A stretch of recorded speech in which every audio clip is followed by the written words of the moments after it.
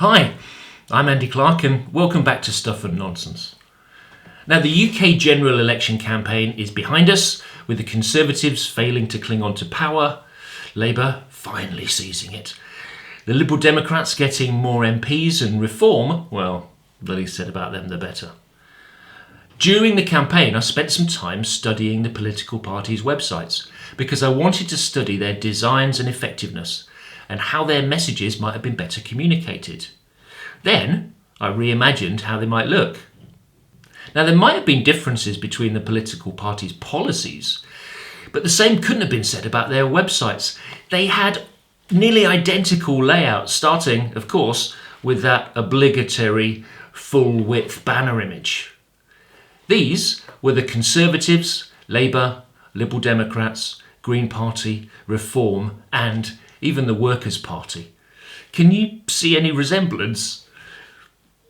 Now, design and layout and typography are powerful communication tools, and I think political party websites should use them in different and opinionated ways.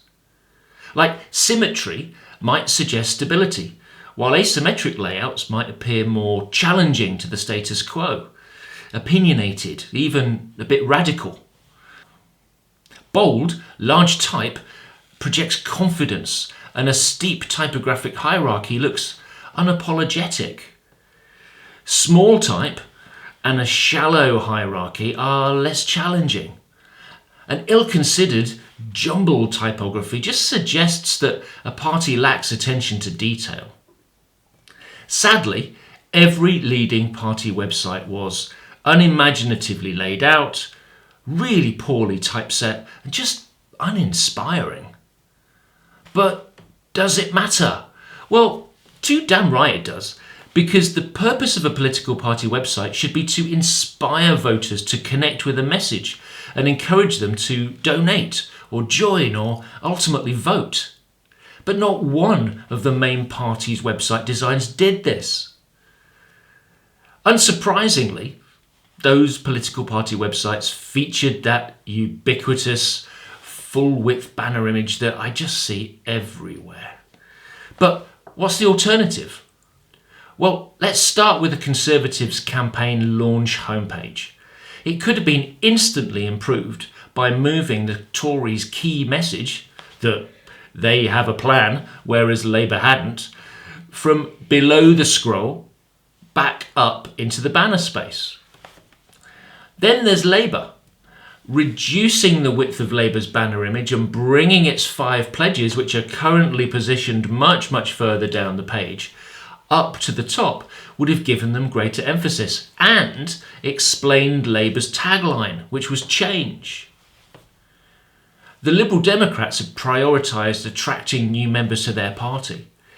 The banner needed the least reconfiguring, with only just a subtle change in composition and crop needed.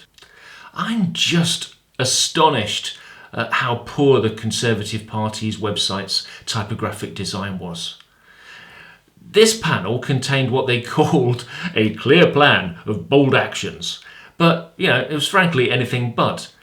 It was just an incoherent mess of colours, lacking in hierarchy and structure, which failed completely to explain their plan and the differences between themselves and Labour. Using colour meaningfully, adding structure and a steeper typographic hierarchy immediately transforms potential voters' impressions and the understanding of their plan.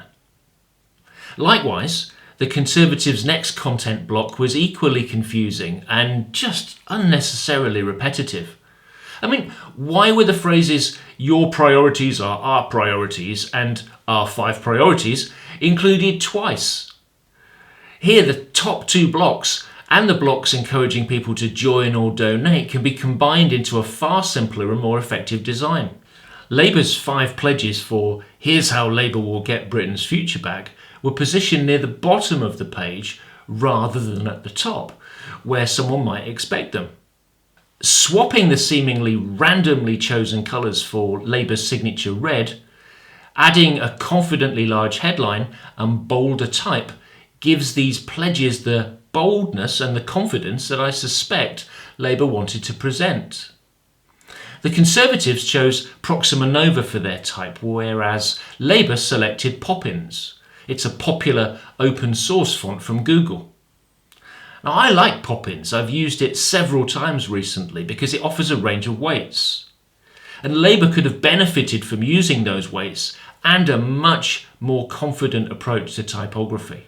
I suppose plenty of people are disillusioned with politics and with politicians and with political parties. I am equally disillusioned with the current state of web design, and these political parties did little to give me greater confidence. It wouldn't have taken much to improve how they looked and, most importantly, how they communicated a party's message to voters. Likewise, Labour's design could and should have been as ambitious and confident as their campaign suggested, but it wasn't. So, in the next few videos, I'm going to imagine how it could be improved. So, if you like this video, please like it, subscribe, and hit the bell to be notified when the next one's available. Thanks for watching, and I'll see you on the next one.